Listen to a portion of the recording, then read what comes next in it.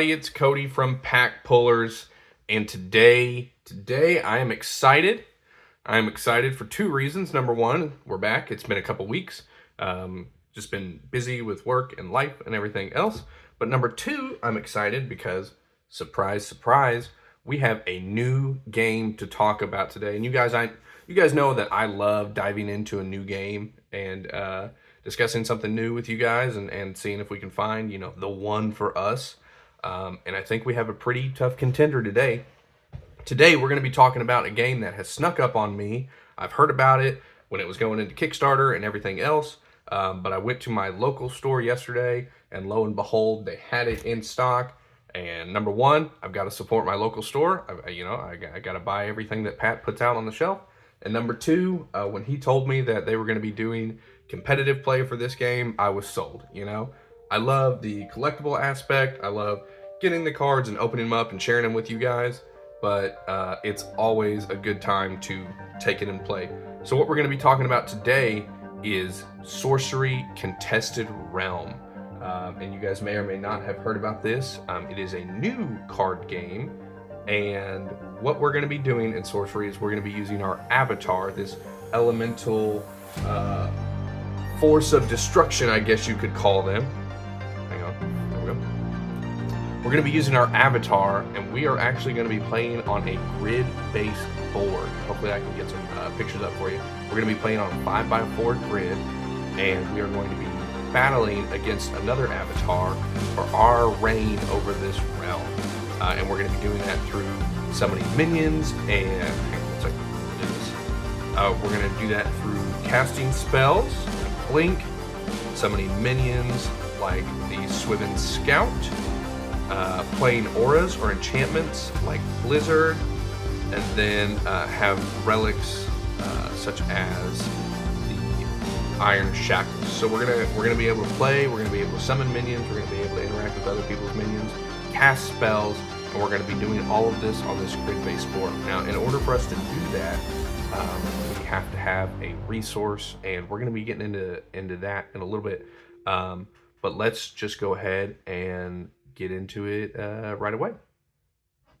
All right, so our goal for today is to do one of my favorite things, and that is to open up a starter product from the creators. I love starter decks, two-player starter sets, starter boxes, anything that like lowers the barrier to entry for a new card game, that somebody that has no knowledge, and frankly, I'm in that category this time around. Before yesterday, I really didn't have a whole lot of knowledge of what the game looked like and how it was supposed to play. I had seen the art, and the art is gorgeous. And you're going to hear me talk about it a lot today because these are hand-painted art cards. I mean, these are gorgeous. And this is funny. This is a big juxtaposition from what we've been looking at with our most recent card game, Grand Archive, with like the anime style art. But this is supposed to be a return to the traditional, old school card games. And if you guys have played Magic the Gathering, or like me, you grew up doing Magic the Gathering, this is going to be very familiar to you, which is part of the reason that I'm so excited. So let's get into it. We have the 4 starter decks in one box for, I think it was $39. It was $39.99. Yeah, $39.99. So $40, $10 deck, not bad at all. I like that they all come in one kit. We can kind of see 1, 2, 3, 4. Let's see what we got here. So the 4 elements: harness the knowledge and power of air, manipulate with the charm and trickery of water, unleash the desire and destruction of fire, rule with the dependable strength of earth. This box contains 4 ready-to-play starter decks. Sorcery Contested Realm is an old-school TCG for players with a rich imagination and tactical nerve, and an appreciation for hand-painted art. It's created by Eric Olszewski and Nicholas Reynolds. Now, you guys may or may not recognize Eric Olszewski's name if you've ever played Path of Exile. If I'm not mistaken, he is the creator of Path of Exile. Let's cut this seal here. So we know we're in good hands there, right? All right. First of all, let's talk about the quality. This box is, ooh, those are pretty. This box is heavy duty. What do we got? Oh gosh, we've got a pack, extra cards. Are these tokens? Tokens? I love a starter set that gives me tokens. Look at those. Look at these little soldier tokens. We'll open those in a minute. Before we get to the decks, is this a rule book? Oh man, these guys are winning me over quick. All right, you guys may or may not be able to scan the QR code. I don't know. So let's look at the quick reference guide. The golden rule: if the text of a card contradicts the rules, the card takes precedence. Interesting. The silver rule: some text is colloquial or compact. Use common sense and be cool. Hey, you know, I like rules that tell you to be cool. I like it already. We have 4 elements: fire, air, water, and earth. I think it's important to know these symbols for our casting costs, etc., etc. We're not going to go through all these rule books or through all the rules. I think that will make this video a little long, but we can do, if you guys are interested, we can do an in-depth breakdown into the rules later. So we have a turn sequence: start phase, main phase, end phase, navigation terms, adjacent and nearby. So that's important to know. Looks like adjacent is within the 4 cardinal directions of a unit or the casting space. So this would be the casting space, 1, 2, 3, 4. And then nearby could also include the diagonal positions. So interesting. Before we get into the starter decks, let's look at these Atlas cards that were in the box. So we actually have 2 different decks when we're playing this game. We have our sights, and then we have our spells. And we'll see that a little bit more when we get into the, these are rubble. These are rubble tokens. Okay, that's not going to help me explain what those are. Let's see. Are we going to open a deck or are we going to open the back? Let's open the deck. Let's talk about the deck. And then we can go through the pack. Which one first? Which one first? Let's do fire. These guys, so this is already going to be one of my favorite products. You've got 4 decks that come in a very, very nice box. You get a pack, and then each of these decks come with a deck box. Do they give you much anything to go on here? Unleash your Desire and Destruction of Fire. Contains a starter deck for a single player, 1 avatar, 16 atlas, and 36 spellbook cards. So let's open this up, and then we'll talk a little bit more about what that means.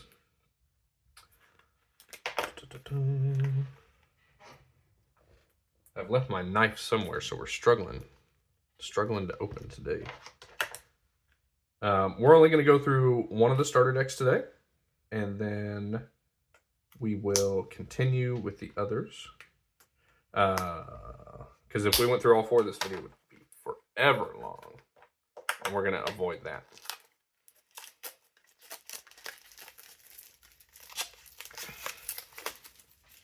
All right. Come on. I can't get this box open. There we go. Wow. Neatly packed in here. Got a piece of foam in there. So there's our Atlas cards. Is that also an Atlas card? Yes. Okay. Little piece of foam in there to keep everything nice and tight. Appreciated. So let's start by separating these out. So this is our Atlas deck, and this is our spell book. So when playing the game, we're going to have 2 separate decks. We're going to have our Atlas up there. We're going to have our spellbook here, and then over here will be our play area. So we'll separate those out. Before we start breaking down the difference between the spellbook and the atlases, let's look at the anatomy of a card. So the flame caller is our avatar. So if you guys have played any character-based card game, whether that be Flesh and Blood or Grand Archive or something like that, maybe even Shadowverse, this is going to be your character. This is who you're playing as. for us, this is our avatar. So this is our starting health total, 20. This is going to be the power of the card, which is for, well, we'll talk about minions. This is how much damage the card deals in combat. And then we have a little text area. Your avatar rises from the ashes to rule the artist. And then our text box that says what the card does. So we have tap. We can either play or draw a sight. The sights will be out of the Atlas deck. And then it has a special ability, tap. Banish all your dead fire minions. Shoot a projectile. It deals damage equal to the sum of their, and then it has the fire symbol. So let's find a card that has a fire symbol. Perfect. Next card, Infernal Legion. This will help us break down the anatomy a little better. So we have a couple new things here. We have a 6, we have these symbols, and then we have another 6. So 6 is the overall mana cost of the card. So we have to have 6 available mana to play it. Then it has 3 fire symbols. So that means that we have to break 3 fire threshold to play it, and we'll see how we do that with the Atlas cards. And then the power of the card is 6. So we already talked about that. This is the amount of damage that it deals in combat. This is also the amount of damage that you have to deal to this minion to destroy it. Now, just like Magic, damage does reset at the end of the turn.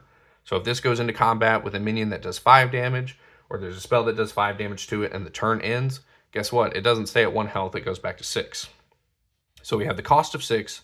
We have to have 3 fire element generated in one way or another, and then it has 6 power. This is an elite undead wreathed in hellfire. At the end of your turn, deal 3 damage to each other adjacent unit. So we already talked about what adjacent means. So again, that's going to be in the 4 cardinal directions or on the same plane. So we will look at those. We'll break down the whole deck here in just a minute. But first, let's look at our Atlas cards. So these are sights, and sights are twofold. Number one, this is how we advance our play area. So I'm going to try again to show a grid of the map. But our characters will start on 2 opposing sides of the field, and we can only play minions, and we can only advance into areas that have a sight placed on them. The lore and the flavor of this is that we are in this endless, shapeless void, and we are creating these areas to have domain over dominion and create our own space. So we can't play cards into the shapeless void unless they have a special keyword, which again, if you guys have ever played Magic, there's all these rules, and then there's there's this keyword. So we'll always float back to the golden rule. If the text of a card contradicts the rules, the card takes precedent. So that's what we're going to look at. So this is our number one thing, right? We read our avatar and it says tap to play or draw a sight. So lots of times we're going to be tapping this to play a sight. So let's look at a sight and what it does. The first one we have is Arid Desert. Genesis, deal 1 damage to each minion atop a target nearby site. So Genesis is like a battle cry. It's an on-enter effect. And then we can see that it has this little fire symbol here. So this will generate us 1 fire threshold. So that's how we're building this up. We're playing these lands. There's another Arid Desert. So if we had 2 of these, we'd have 2 fire threshold. These also generate our mana. So if we have 2 Arid Deserts out on the field, well, heck, we'll even say 3 because we've got 4 in here. We'll even play 4. Look at that. This is a mono red deck, so it looks like all of our lands are going to generate red threshold. So if we had these 4 out, we'll even put them in a different organization. So right here, if this is our board state, we have 4 mana and 3 fire threshold, or 4 fire threshold rather. So while we have enough fire element to play this card, we don't have enough mana. So we could play something like the Kaliki Dragonites. So while they only require 2 of the fire threshold, it's 3 mana. So we can pay that. And we don't like tap our sites down or anything. It's just something that we have to keep knowledge of. Additionally, if you're familiar with Magic, you have if you're playing like a multicolor deck where you have 2 different colors of mana, red and black, you have to tap down your red mana, and then, you might be out of red mana. You could have 10 mana left, but you might not have any red. to be able to play more red cards. That's not the way this works. We never use our fire threshold. It's just there. It's a all-encompassing effect. It stays there. So then we just have to worry about the number of mana that we have. So hopefully that's making sense. And we'll continue to look through our sites. We have the Red Desert. Genesis, deal 1 damage to each minion atop a nearby site. Same thing as the Arid Desert. More Red Desert, more Red Desert. Beautiful cards. Red Desert, Remote Desert. Genesis, deal 1 damage to each minion atop a nearby site. Remote Deserts. Shifting Sands. Genesis, reactivate the Genesis ability of your nearby deserts. Very interesting. So you have a bunch of these deserts down that have done 1 damage each when they come in. Then you drop the Shifting Sands, and then you can deal a bunch of damage. Whoa, Veruvius. Whoa, Veruvius. Veruvius. Oh, this is cool. Okay, so we're going to talk about something real quick.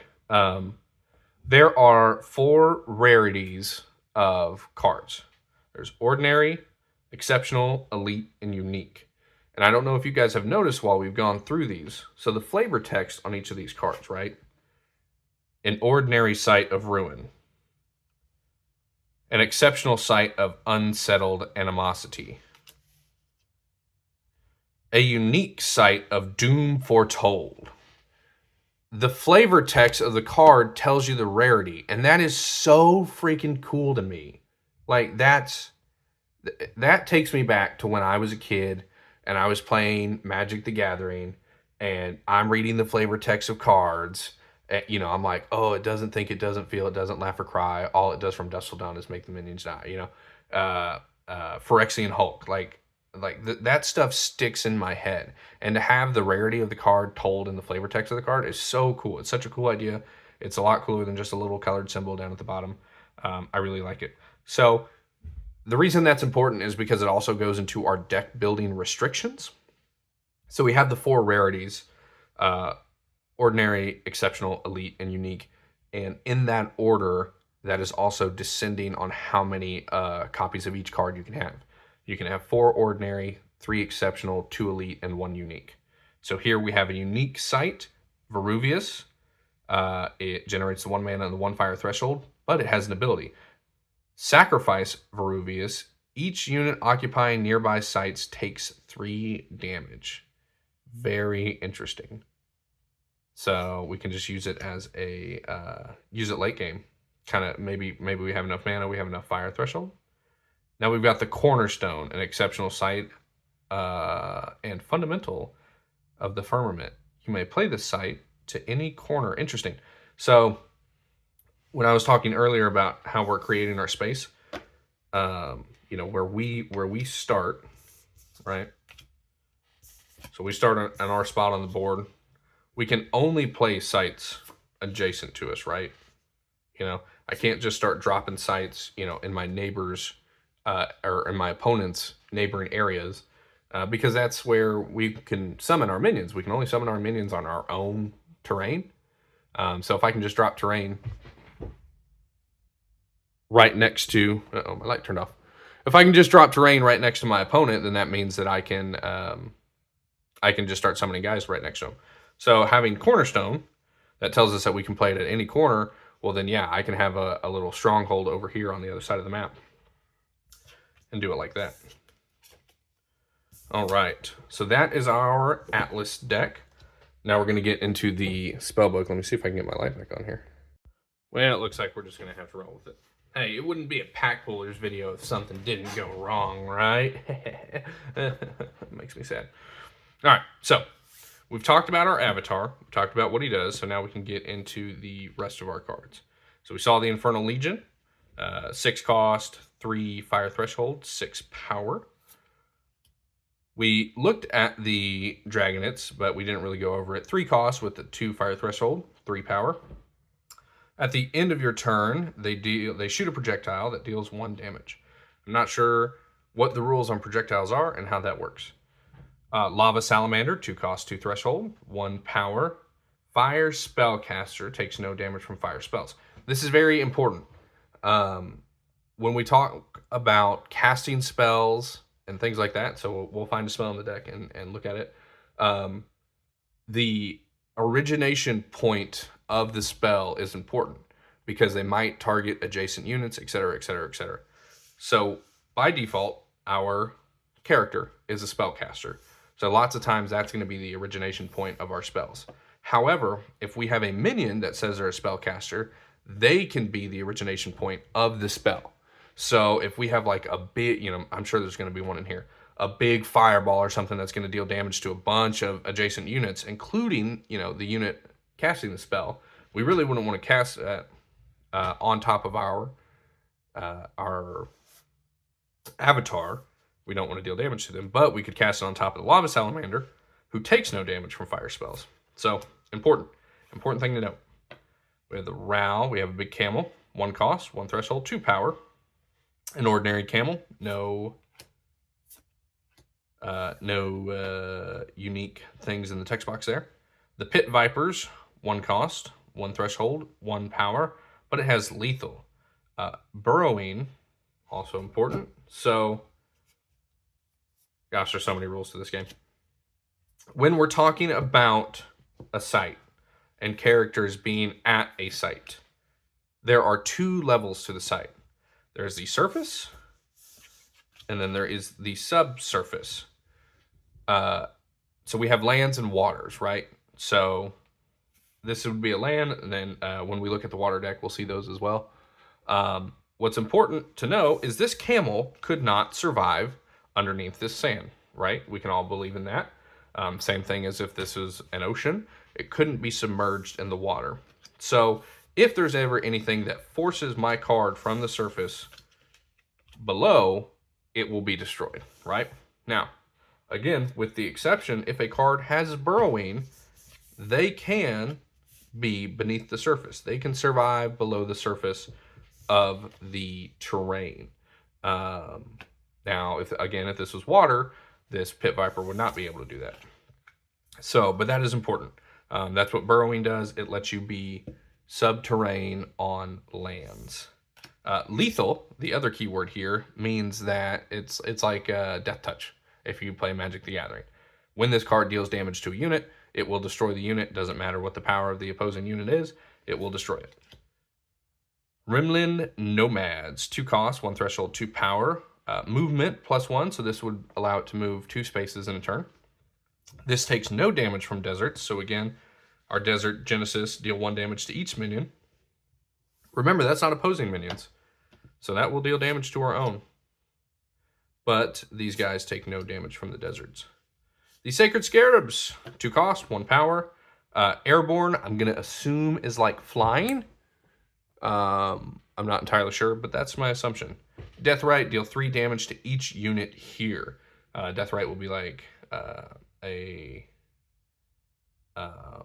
trying to think of the word from Magic the Gathering. There might not even be one, but in Hearthstone, Death Rattle. So when this card is destroyed and sent to the graveyard from play, it will go off, deal 3 damage to each unit here. I would imagine the word here refers to everything that is on the same site, every unit that's on the same site. Wayfaring Pilgrim, 2 cost, 1 power. Whenever Wayfaring Pilgrim enters each corner of the realm for the first time, you may draw a card. Okay, so if we get this guy to a corner, we can draw a card. But we can only do it once per corner. That's the way I'm reading that. Whenever he enters each corner of the realm for the first time. Yes, okay. So ultimately, we could draw 4 with him. The Ogre Goons, what a cool looking card. Ordinary Ogres that blunder about, 3 cost, 3 power. Simple enough. Quarrelsome Kobolds, 3 cost, 2 power, an exceptional unit. At the end of your turn, Quarrelsome Kobolds strike themselves or another target adjacent unit. Wow. That would be a problem if they strike themselves, because I would imagine they would destroy themselves. The Clamor of Harpies. Censor that card. Airborne and Genesis. Teleport target weaker minion to this location. Clamor of Harpies may strike it. I would imagine that the weaker refers to the power. So anything that had less than 3 power, we would get a free trade off of. 4 costs with 1 threshold. Presonian Cavalry, 4 cost, 3 power, and it has charge. Everybody should be familiar with a summoning sickness type thing. Again, wherever you come from, Magic, the Gathering, Hearthstone, whatever, cards cannot take actions on their first turn. Just like in Magic, the Gathering, charge fixes that. Sandworm, 4 cost, 4 power. It has burrowing and landbound. I don't know what landbound means. So let's look at our quick reference guide. Maybe it has it in here. Basic abilities. Strike. Glossary of terms and keywords. Okay, so let's look at a couple of these. Airborne. This unit may move diagonally when taking a step on the surface. In addition, when taking steps, this unit is flying over the ground and therefore cannot be intercepted by units on the ground unless they have airborne or ranged abilities. Perfect. Intercept is referring to letting you block a dedicated attack. Let's find landbound, because again, if we go over all these, it's going to take forever. We can do a separate video where we go over rules and terms and all sorts of stuff. Land sites, lethal. We talked about lethal. X-bound. This card is disabled when not at a location. Okay, so maybe that's it. Maybe landbound is part of this blank bound. This card is disabled when not at a location that meets the requirements. For example, waterbound card is disabled when not occupying a location with water site. Okay, so Sandworm is disabled when not on a site that is a land. But it has burrowing. Let's make sure we are right on what burrowing is. I promise I'm trying to get you guys out of here. Burrowing. This unit can be safely summoned to exist in and operate normally underground. When taking a step, it can move from the surface of a land site to underground level there, or vice versa. More Sandworm. Heliac Basilisk. 4 cost, 3 power. Other minions at rest here or 1 step in front of the Basilisk are disabled. I think at rest means that they are tapped. 5 cost, 4 power. Phoenix. Is airborne. If Ascalon Phoenix would take damage from a fire spell or ability, it gains 1 power this turn instead. That's cool. Isilion Cyclops. 6 cost, 6 power. Doesn't strike back while defending. Okay, interesting. Upsetting, but interesting. Wildfire. Conjure a wildfire atop a single site nearby. So this would be an aura, so it's going to stay there. At the end of each turn, each unit here takes 3 damage, then move Wildfire to an adjacent location it hasn't visited before. If none remain, dispel Wildfire. Firebolts. Shoot 3 projectiles in the same direction, 1 at a time. Each deals 1 damage. More Firebolts. Fireball. I knew we'd have a Fireball in here. Gosh, that's beautiful. Look at these cards. This is insane. 4 cost, 2 threshold. Shoot a projectile. It deals 4 damage on impact and 2 damage to each other unit at that location. A little splash damage. Mad Dash, 2 cost. Draw a card, then give an ally +1 movement this turn. Blaze. This turn, give an ally movement +2. It can't be intercepted, means it can't be blocked when it's declaring an attack. And it leaves a trail of fire at a departed location. When it stops, each unit along the trail takes 2 damage. That's cool. Heat Ray, 3 cost. Shoot a piercing projectile, deal 2 damage to 1 unit at each location along its path. So I don't know what the distance is. I'm imagining, this is my imagination, that I can aim these projectiles in any cardinal direction from the spellcaster. And then, like the fire bolts will hit the first unit in the path. The ray, however, will hit all units as it is a piercing ray. So Monday night, this is Friday or Saturday, Monday night at my local store, we're going to get together and we're going to try to figure this game out. So in the future, I will be much more educated on this game. But I wanted to get to you guys and show it to you. Minor Explosion, 3 cost. Deal 3 damage to each unit at target location up to 2 steps away. Incinerate. Deal 4 damage to each other unit at target location near the caster or an allied dragon. That's cool. So we can cast that on something that's not even a spellcaster. We can cast it on a Oh man, this okay. On a dragon. So you guys know my love for grid-based games, and Genesis Battle of Champions was like the first game that I ever got into it, and I love Genesis. This is why I love this. Cone of Flame. Choose a direction from the caster. Deal damage to each unit at location in the area of effect. So we have here, I don't know if you can see it. I'll stand up. So we have the caster. So the unit directly in front of them will take 5 damage. The units 2 spaces away and adjacent to those will take 3 damage. And then the units farthest away in a 5 width will take 1 damage apiece. Being able to have this level of decision making and strategery is so cool, and it's flavorful. Cone of Flame, like if you've played, any sort of game, I would say online game like an MMO that has conal based attacks, like you already know how that works just on the verbiage of the card. Oh boy, Major Explosion, a tremendous blast of elite magic, 7 cost. Target a location up to 2 steps away. Deal damage to each unit at the location in the area of effect. So again, our grid-based system here. So we have the target location will take 7 damage. Everybody adjacent will use the verbiage from the card. Everybody adjacent in the 4 cardinal directions will take 5 damage. And then everybody nearby in the diagonal positions will take 3 damage. Incredible. Incredible. All right, guys. Well, that is our Fire starter deck, but that's not where we're going to end today's video because the starter set came with a pack. And what would a PackPullers video be without opening a pack? So let's get into it. If I'm not mistaken, the 4th card in each pack is what you're looking for to be like your special card or whatever. I also love the quality of these packs and how easy they are to open, but they feel good. Everything about this game screams quality to me, by the way. I just want to point that out. So we have 1 Atlas card in here. Oh, 2 Atlas cards. Okay, interesting. Let's get into it.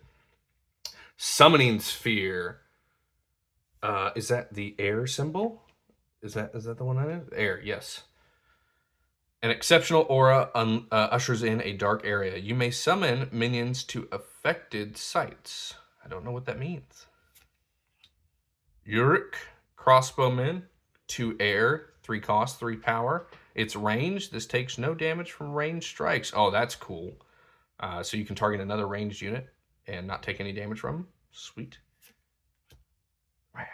Guys, I know I babbled on about this with our looks at Grand Archive, but if we really want to talk about artwork, this is the game we're talking about.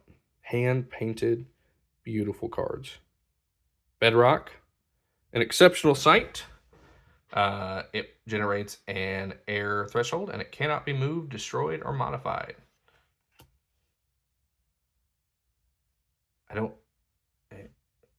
Yeah, okay. Mix Air, an elite potion. Sacrifice Mix Air. This turn, the bear's next air spell requires no threshold and costs 3 less. That's really good. Cost 1, and then you get a 3 cost reduction on a spell, and you can pump it out without the threshold as well. That's really good. Mana cheating is really good. Excuse me. All right, here's a water card. 3 cost, 3 power minion with Submerge. So this is just like Burrow, but this is for water sites, so not land sites. Boil. Here we go. 3 cost, 2 fire threshold.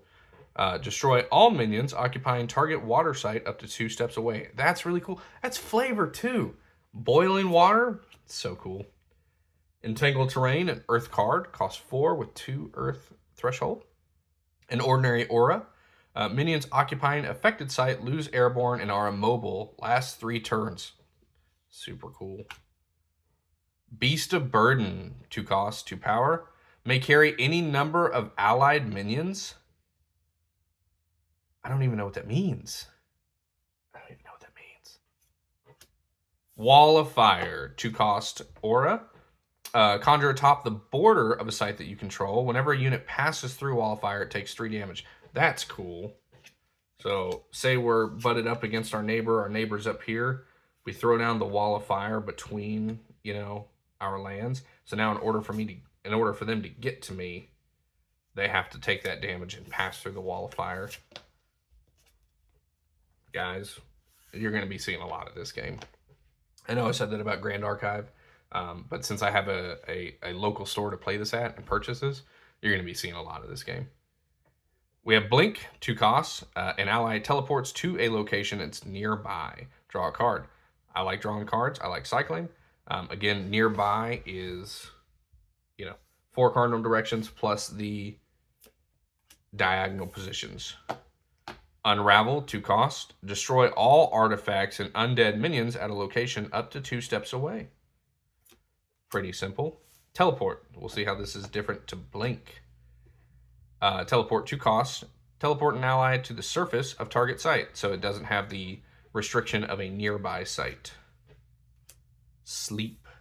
Target a minion at a location up to 2 steps away. It falls asleep. It's disabled until it takes damage. Oh, that's really cool. We saw Minor Explosion in our deck. And then we have a Humble Village, a site that generates air. Genesis, you may pay 1 to summon a Foot Soldier token here. And we have Foot Soldier tokens. All right. Well, guys, that is going to be it for today. I hope you guys like this. You know, this was kind of spur of the moment. Was not planning on this weekend. In fact, I've been trying to work on a Grand Archive video that just hasn't been. I haven't been able to get it ready, and I don't know that I will at this point. But we looked at the fire deck for Sorcery Contested Realms.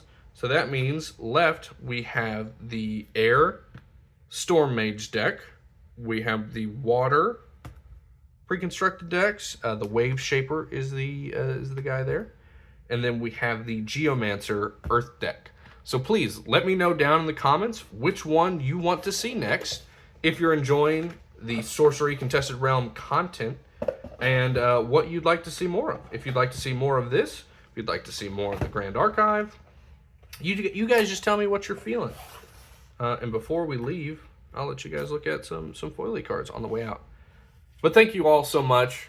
Thank you to our Patreons that make things like this possible. Without you guys, I wouldn't be able to, you know, kind of go out on a limb and pick up cool things like this. So I love you all. Sam, Adam, Caleb, you guys are some of my best friends. Thank you so much for everything that you do. And we will see everybody next time. Bye.